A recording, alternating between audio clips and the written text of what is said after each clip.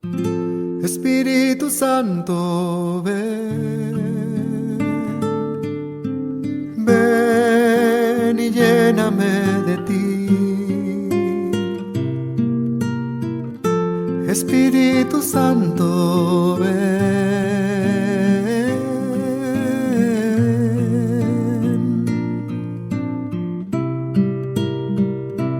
y abre mi corazón de par en par, para que solo tu amor pueda habitar y en tu regazo descansar, Señor,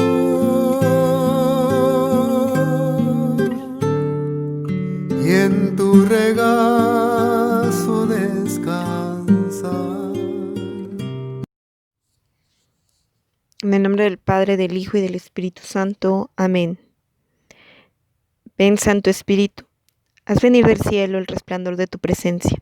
Ven, Padre de los pobres, Espíritu generoso, ven, luz de los corazones. Tú, el perfecto Consolador, frescura maravillosa, en nuestra alma tú haces habitar la paz. En el sufrimiento eres alivio, en la tristeza el consuelo.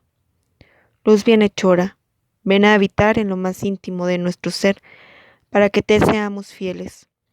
Sin tu presencia, nada hay en el hombre, nada que sea limpio.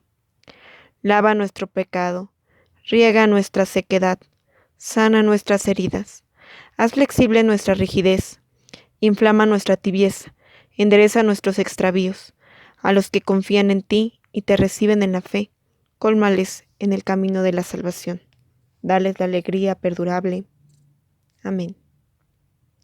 Espíritu Santo, te pedimos que surja en nosotros esa luz que ilumine, que nos llene, que nos santifique.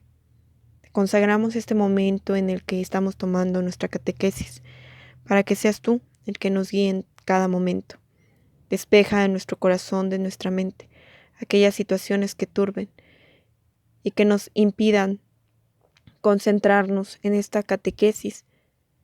Fortalece nuestra voluntad para que aquello que aprendemos lo llevemos a la práctica, lo vivamos día a día y cumplamos con la voluntad de Dios. Gracias, Padre amantísimo, por el día que nos permites vivir, por estos medios en los que nos permites compartir tu palabra y sobre todo para que estos medios sean eficaces, para que también nosotros podamos compartirlo con otros. Gracias por el don de la vida, gracias por nuestra pequeña comunidad. Todo lo que sabes que también necesitamos, te lo pedimos en el nombre de nuestro Señor Jesucristo, tu Hijo. Padre nuestro que estás en el cielo, santificado sea tu nombre. Venga a nosotros tu reino. Hágase tu voluntad en la tierra como en el cielo. Danos hoy nuestro pan de cada día. Perdona nuestras ofensas como también nosotros perdonamos a los que nos ofenden. No nos dejes caer en la tentación y líbranos de todo mal. Amén. Madre Santísima, te pedimos que intercedas por nosotros en este momento. Dios te salve María, llena eres de gracia, el Señor es contigo. Bendita eres entre todas las mujeres y bendito es el fruto de tu vientre Jesús. Santa María, Madre de Dios, ruega por nosotros los pecadores, ahora y en la hora de nuestra muerte. Amén. Gloria al Padre y al Hijo y al Espíritu Santo, como era en el principio, ahora y siempre, por los siglos de los siglos. Amén. En el nombre del Padre, del Hijo y del Espíritu Santo. Amén. Catequesis Vida Nueva, bloque número 4, mi cuerpo eclesial local, tema 16, en comunión diocesana. Bien, pues para finalizar este bloque en el que nos hemos ido llenando un poco de las estructuras, entendiendo un poco desde lo particular hasta lo general, cuál es nuestra función y cómo es que nosotros somos parte de nuestra iglesia local, de nuestra iglesia diocesana, de nuestra iglesia universal. Hoy concluimos el bloque con este tema que se llama En comunión diocesana y decanal. La iglesia particular es la diócesis, no la parroquia. Así como los sectores son divisiones prácticos de la parroquia es una división de la diócesis. La parroquia es la célula de la diócesis. Esto lo encontramos en Apostolicam Accusocitatem número 10. Entonces entendemos que la Iglesia Universal pues está dividida, así como nuestra parroquia, en sectores, así también la Iglesia Universal se divide en diócesis. Entonces la diócesis es una célula de la Iglesia general. La parroquia es el lugar del cumplimiento de la instancia misionera y pastoral directa más importante, pero no aislada ni autónoma, sino en comunión efectiva diocesana. En los primeros siglos de la Iglesia, para hacer una nueva diócesis y poner un obispo, se tenía como criterio que las personas pudieran tener contacto frecuente y ordinario con el obispo y pudieran participar en la Eucaristía presidida por él. Hoy en día, si la parroquia es gigantesca, mucho más es la diócesis y el contacto frecuente con el obispo no es posible. Existen muchos católicos, incluso practicantes y activos, que nunca han estado de cerca o saludado al obispo y muy rara vez participado en su Eucaristía. Bien, pues aparte de la situación en la que estamos pasando actualmente, no es tan, por lo menos para nosotros como parroquia, no es tan difícil el acceso a una misa con el obispo. Sabemos, a todos nos queda muy cerca la catedral y pues todos los domingos preside a las 11 de la mañana. Sin embargo, el obispo no puede presidir, o sea, todas las parroquias de la diócesis pertenecen y son administradas por nuestro obispo. En nuestra diócesis, don Óscar Domínguez Coutolet, don Óscar Roberto Domínguez Coutolet, que es nuestro obispo y que justamente en esta semana celebramos su 7º aniversario. Sumado a esto, el obispo es el administrador de todas las parroquias de la diócesis. Sin embargo, no puede estar en todas las diócesis, por eso, en todas las parroquias, por eso se hace ayudar de los párrocos. Y entonces la diócesis la divide en parroquias. A lo mejor ustedes no lo conocen, o si lo conocen, no lo han visto, o por lo menos ahora en las transmisiones, pues obviamente saben quién es él. Pero en sí, ¿qué es un obispo? En unión y subordinados al Papa, son los sucesores de los apóstoles para el cuidado de la Iglesia y para continuar con la misión del Señor Jesús en el mundo. Ellos sirven al pueblo de su propia diócesis e iglesias particulares, con autoridad ordinaria y jurisdicción. Ellos también comparten con el Papa y entre ellos la común preocupación y esfuerzo por la buena marcha de toda la Iglesia.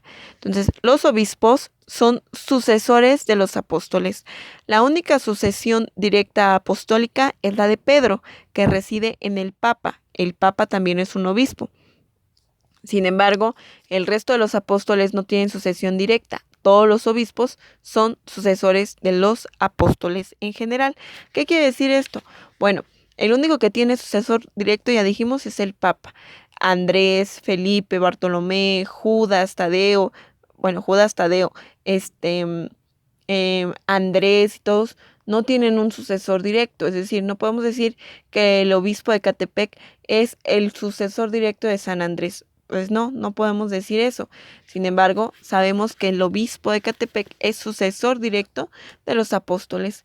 Entonces en ellos residen pues también esta jurisdicción y además trabajan en unión con el Papa y es para el servicio particular de su diócesis. Además de que, bueno, ellos están preocupados por este sector son pastores de un sector del pueblo de Dios, en este caso, pues de la diócesis de Ecatepec. La diócesis teológica y canónicamente es la iglesia particular, es la unidad eclesial importante, pero lamentablemente ha quedado como unidad administrativa de coordinación y animación, ya no de acción misionera y pastoral directa. El obispo, cabeza y pastor, queda como el gran administrador, la única autoridad y el que le da unidad a la diócesis, pero a veces unidad solo institucional o administrativa. Es una porción teológica y canónica la diócesis, pero también no solamente en cuanto a administración y jerarquía o estructura, sino también en cuanto a trabajo pastoral, de animación y coordinación precisamente de la misión. El obispo entonces no tiene que quedar en un funcionario, sino en pastor. Debemos tener sentido de diócesis y reconocer al obispo como pastor, como el principio de unidad y de cohesión con sus funciones de pastor que congregan, unen y conducen, de impulsor y animador de la misión evangelizadora, y culminantemente pontífice de la celebración eucarística. Lo ideal, como decía en los párrafos anteriores, pues que todos pudiéramos tener acceso a la celebración del obispo, bueno, que ahora ya lo podemos tener por medio de las plataformas, ¿no? Por medio del internet. Sin embargo, que el obispo pues presidiera siempre las misas, pues sería imposible que toda la diócesis se congregara en una sola misa con el obispo. Entonces, pues por eso es que cada parroquia existe su propia misa, que podemos ir, claro que sí, ¿no? Que mejor que conozcamos y también escuchemos a nuestro pastor diocesano. Los sacramentos tienen como sujeto primario el obispo mismo, y algunos de ellos solo él los puede hacer, como la confirmación y el orden. ¿Okay? Recordemos que hay 3 grados de sacerdocio. El sacerdocio, digamos, bueno, aunque el sacerdocio es un único, los sacerdotes son diáconos, presbíteros y después obispos, ¿no? Y que bueno, no todos son obispos, ¿no? El diaconado, que es el primer grado de sacerdocio, el presbiterado, que es como pues el que nosotros conocemos con nuestro párroco, con nuestro vicario, ellos son presbíteros, y el ser obispo, que es el sacerdocio en plenitud. De los 7 sacramentos, que son el bautismo, la confirmación, la Eucaristía, la unción de los enfermos, la reconciliación, el matrimonio y el orden sagrado, el único que puede celebrar los 7 es el obispo. O sea, el obispo puede desde bautizar, confesar, confirmar, celebrar la Eucaristía, celebrar una boda y ordenar sacerdotes. ¿Qué hace el presbítero? El presbítero puede celebrar todos los sacramentos menos el orden sagrado y la confirmación, ¿sí? O sea, de ahí en fuera los otros sacramentos, pues claro que los puede celebrar. Y el diácono, pues únicamente puede celebrar un bautismo y en una situación, pues la unción de los enfermos. No más. O sea, el único que puede celebrar todos los sacramentos es el obispo, ¿sí? El obispo incluso puede ordenar un obispo, ¿sí? El obispo puede ordenar un presbítero, el obispo puede ordenar un diácono, ¿ok? Pero un presbítero no puede ordenar un presbítero ni un diácono. Solamente el obispo tiene la facultad de celebrar los 7 sacramentos. Continuamos, dice, en la administración de todos los sacramentos, como atestigua San Ignacio Mártir, los presbíteros se unen jerárquicamente con el obispo, y así lo hacen presente, en cierto modo, en cada una de las asambleas de los fieles. Este documento que viene mencionado aquí, bueno, que de hecho se los voy a mandar, es un decreto que habla del ministerio sagrado y la vida de los presbíteros, y se llama Presbyterum Ordinis. Presbyterum Ordinis. Entonces se los voy a mandar pues para que lo conozcan un poco más. Aquí solo habla del numeral 5, no tiene tantos numerales, son solamente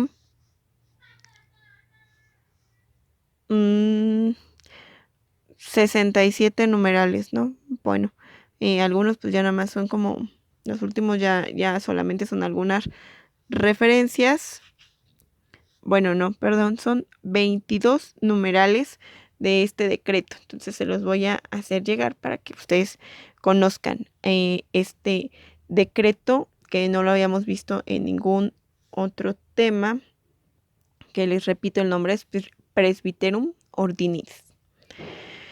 En la práctica, el obispo tiene la figura de gran administrador, el que va a las aperturas o a las clausuras, que lo invitan a las bendiciones de algo o de alguien socialmente muy importante, dirige las reuniones eclesiales fundamentales y representa a la Iglesia Católica en ese lugar frente a las otras iglesias, frente a las autoridades civiles, y lamentablemente mucho de su tiempo se le va en eso, difícilmente de forma personal y directa, en una dimensión pastoral que se delega en algunos sacerdotes de las comisiones diocesanas o de los decanatos, ¿no? Entonces, nuestra diócesis, pues, trabaja en la estructura pastoral en comisiones y en dimensiones de las que se encargan los párrocos. Entonces, o sea, toda la tarea del obispo, pues, él la va delegando. Claro que él la supervisa, pero no lo hace todo él solo. ¿Por qué? Pues porque es mucho el trabajo, es mucho el territorio, es mucho la porción y aparte sumado que es una figura representativa de la iglesia,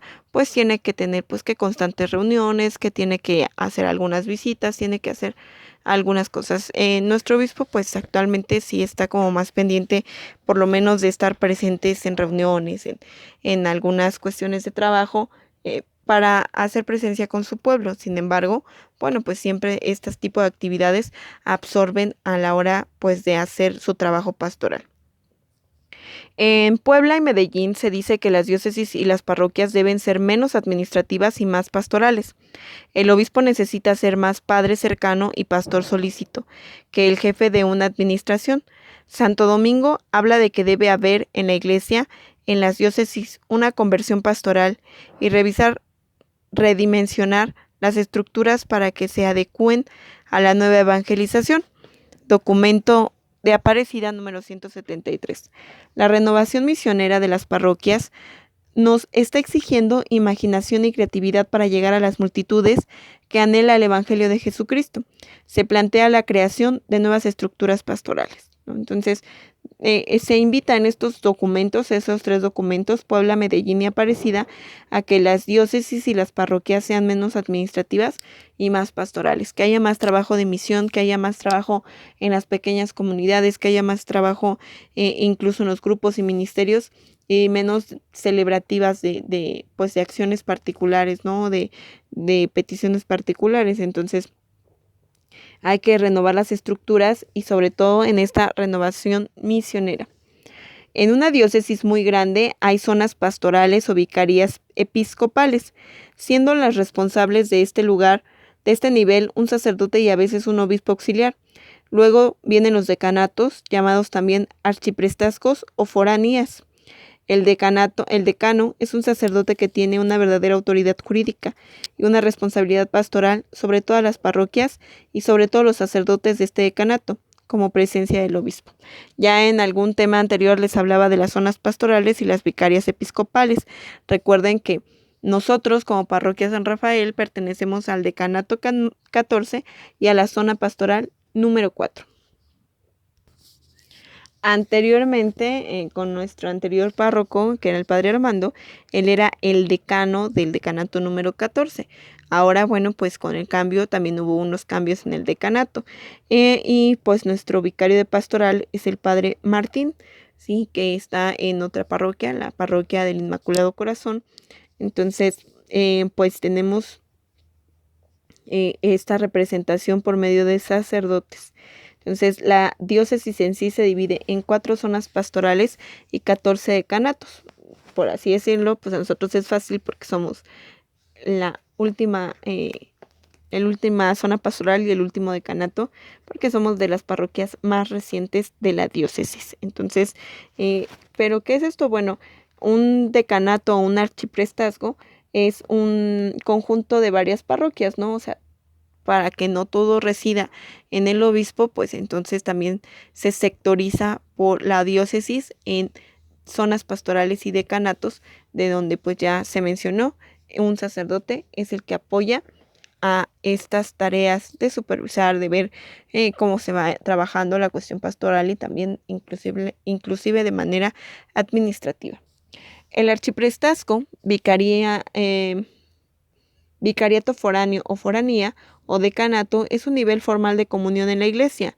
El Catecismo de la Iglesia Católica del número 553 y al número 555. Bueno, ahí de hecho no es el catecismo, es el Código de Derecho Canónico del número 553 al 555. El decano tiene que fomentar y coordinar la pastoral común y la supervisión de la vida y deberes del sacerdote y de las parroquias, el cumplimiento adecuado de sus funciones. Esa es la función del decano. fomentar y coordinar la pastoral común, es decir, entre esas parroquias. Comúnmente es entre un grupo de entre 5 o 6 parroquias a 10, de 6 a 10 parroquias conforma un decanato. Entonces, tiene que el decano pues estará encargado pues de supervisar, de fomentar, de coordinar la pastoral común. Todos debemos tener conciencia de pertenencia y efectiva participación en la iglesia, en círculos concéntricos: la pequeña comunidad, el sector, la parroquia, el decanato, la zona pastoral o vicaría episcopal y finalmente la diócesis. Arriba de la diócesis, solo la iglesia universal. Todos debemos de tener pertenencia a estos círculos concéntricos. Entonces, bueno, parte de su tarea va a ser precisamente eso: escribir estos círculos concéntricos, ¿no? El nombre de mi pequeña comunidad, el nombre de mi sector, el nombre de mi parroquia, el nombre de mi decanato, de mi zona pastoral o de vicaría pastoral y finalmente pues el nombre de mi diócesis. Si no lo sé, bueno, pues lo único que sé lo voy a poner ahí. En el caso a lo mejor que del decanato y la zona, pues el número al que pertenezco. La iglesia como comunión no es solo una comunión espiritual, invisible de todos los que creen en Cristo y comparten bienes espirituales. Esa era una reductiva y desubicada interpretación de la comunión de los santos en el credo. O sea, no solo es una comunión espiritual, sino también de todos los que participamos de la iglesia en general. Eso es la iglesia. Comunión de los santos, pues desde nosotros mismos que vivimos en la iglesia militante y nos unimos a la iglesia triunfante y a la iglesia purgante. Entonces no solo son cuestiones espirituales, sino también aquellos bienes o aquellas situaciones en las que vivimos. Iglesia comunión es un cuerpo concreto, institucional, orgánico y jerárquico, encargado y cristalizado en estructuras sociales y jurídicas. Nuestra pertenencia a la iglesia no es abstracta, sino en cuerpos institucionales concretos, especialmente la parroquia, el decanato y la diócesis. Resumiendo, viviendo y caminando en comunión diocesana, comunión palabra clave, sentirse parte de esta comunión, participando de los eventos y reuniones de canales y diocesanos, participar de los planes misioneros y pastorales de la diócesis y del decanato. O sea, tenemos que ser parte de todas las actividades, no solo de mi pequeña comunidad, de mi sector, sino también de mi parroquia, de mi decanato y de mi zona pastoral. Necesitamos tener un sentido mayor de comunidad, de comunión eclesial, que no se aíslen las parroquias, que no se vuelvan autónomas, sino que a nivel de canal haya acuerdos pastorales, compartir, enriquecerse unos con otros, reunirse periódicamente para orar, para dar testimonio y reconocer la auténtica figura y el rol del decano. Pues también es cierto que dentro de algunas comisiones, como las cuestiones catequéticas, de pequeñas comunidades incluso, de la pastoral social y de la liturgia, entre otras, pues sí hay actividades a nivel primero parroquial, zona pastoral, a nivel decanato. Sin embargo, bueno, pues la realidad es que participan unos cuantos de todo esto y pues todavía no empezamos como a conocernos con otras personas. Una forma concreta de construir la comunión de los sacerdotes, en los sacerdotes como factores para la comunión de los fieles, es el tener reuniones periódicas, no solo para estudio o planificación pastoral, sino para compartir su vivencia espiritual, la experiencia de Dios, lo que el Señor está haciendo en ellos a través de ellos, compartir experiencias misioneras y pastorales, compartir recursos humanos y materiales. Pues de alguna manera eso es lo que pretenden los decanatos, ese conjunto también de sacerdotes que pertenecen a un decanato y que de alguna manera van creciendo juntos, pues que sí tienen reuniones periódicas, tienen reuniones de trabajo, pero también de convivencia cuando les es posible.